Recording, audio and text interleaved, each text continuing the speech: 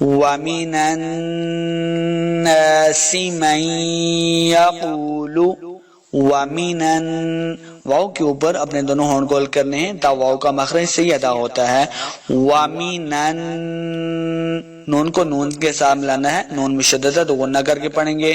وَمِنَ النَّاسِ سین کے اوپر سیدھی کے آواز آئے گی ناسی.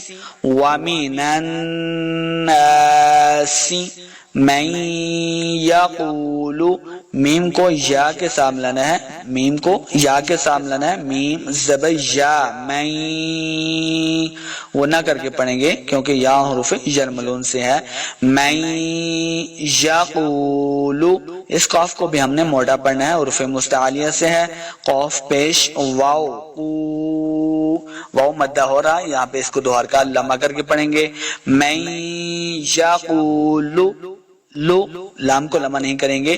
میں یقول وَمِنَ النَّاسِ مَن یقول آمنا باللہ. حمزہ کے اوپر جو کھڑی زبر ہے اس کو دو حرکات لمبا کرنا ہے. آمنا میم کو نون کے ساتھ لانا ہے، غنہ کریں گے. من غنہ کہتے ہیں اپنی آواز کو ناک میں لے کے جانا. من دیکھیے آپ محسوس کر رہے ہوں گے، میم زبر نون من آمنا، پھر آگے نون کے آگے جو الف ہے اس کو دو حرکات لمبا کریں گے.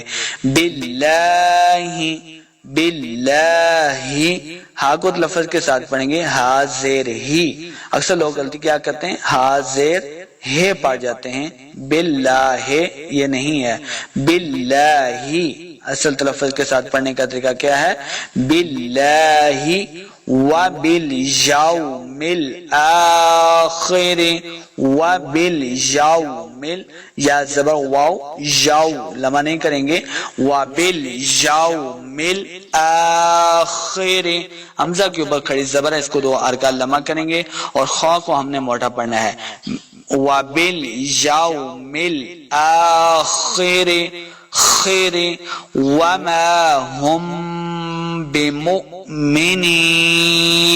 وما واو کو لفظ کے ساتھ پڑھنا ہے، یعنی دونوں ہونٹ گول کریں گے تب واو کا مخرج صحیح ادا ہوگا. وما هم بمؤمنین دیکھیں حمزہ ساکن ہے، تو ہم نے آپ کو پچھلی آیات کے اندر بھی بتایا تھا کہ جہاں بھی حمزہ ساکن ہوگا تو اس کو جھٹکے کے ساتھ پڑھنا ہے. کیسے؟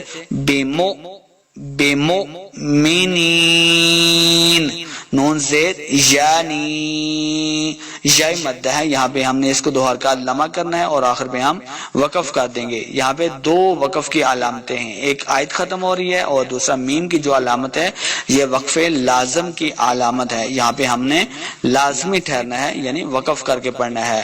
وَمَا هُمْ بِمُؤْمِنِينَ اب ملا کے پڑھتے ہیں.